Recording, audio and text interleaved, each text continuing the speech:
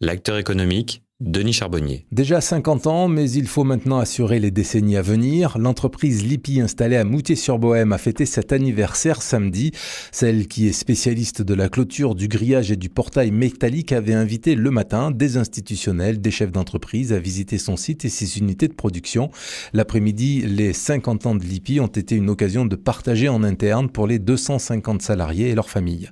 En 50 ans, l'entreprise charentaise a développé des marchés en Europe, mais au-delà, récemment, elle a subi les effets de la crise. Frédéric Lippi dirige aujourd'hui l'entreprise avec son frère Julien et se dit quand même très enthousiaste et optimiste. Il précise ce que représentent pour lui ces 50 ans d'activité de Lippi. C'est déjà presque une vie, ce sont les 50 ans de l'entreprise et ce serait également à quelques jours près les 100 ans de ma grand-mère qui avait dirigé cette entreprise-là entre 1970 et 1975-76. C'est également pour nous l'année de la Renaissance, l'année dans laquelle nous allons développer le modèle d'affaires qui va nous porter pendant les années qui viennent.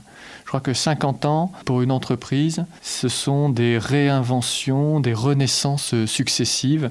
Et là, il se trouve qu'à 50 ans, il y en a une toute particulière. Depuis 2005, vous animez cette entreprise, comme vous dites.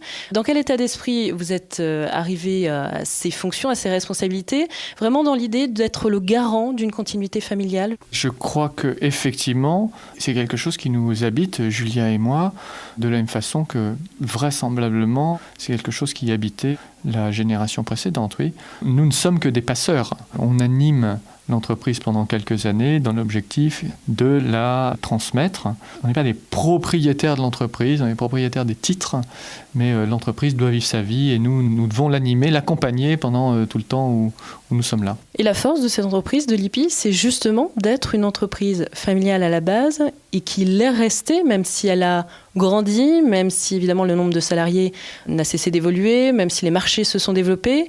D'être une entreprise familiale à la base, ça permet d'avoir des fondations solides qui peuvent faire durer dans le temps. Je crois que ce qui marque cette entreprise, qui est particulièrement ancrée dans l'ADN pour être contemporain, sont les qualités, la singularité, l'exigence et l'engagement. Et je crois que ces trois qualités, on les retrouve depuis le tout début de l'aventure. Aujourd'hui, être une entreprise familiale, je crois qu'effectivement, ça nous permet, à nous, de nous inscrire dans la confiance, dans les grands chantiers de rénovation que nous devons mener dans l'entreprise. On était clairement dans une entreprise qui était taillée pour la croissance entre les années 70 et les années 2000. Eh bien, il faut se réinventer dans un nouveau monde. Et ce passage-là est très délicat. Il demande beaucoup de travail, beaucoup d'explications. On engage l'entreprise dans une zone d'inconfort. Et donc, je crois qu'être une entreprise familiale, ça nous donne la confiance nécessaire pour nous réinventer. Donc une phase importante, on le comprend bien en ce moment pour vous, pour Lippi. Il y a eu un développement progressif au fur et à mesure de ces 50 ans d'entreprise. C'est aussi se garantir la possibilité d'évoluer en fonction alors des crises, des moments un peu plus délicats, de l'apparition peut-être de concurrents aussi à un moment. C'est ce qui permet d'ajuster et puis peut-être aussi de se réinventer comme vous le dites. Alors aujourd'hui peut-être de manière plus vraiment radicale. En 50 ans, on a bien sûr vécu des crises successives, particulièrement entre les années 74, 78, 83, 92 après, et puis de nouveau en 2004, 2006, 2010, 2012.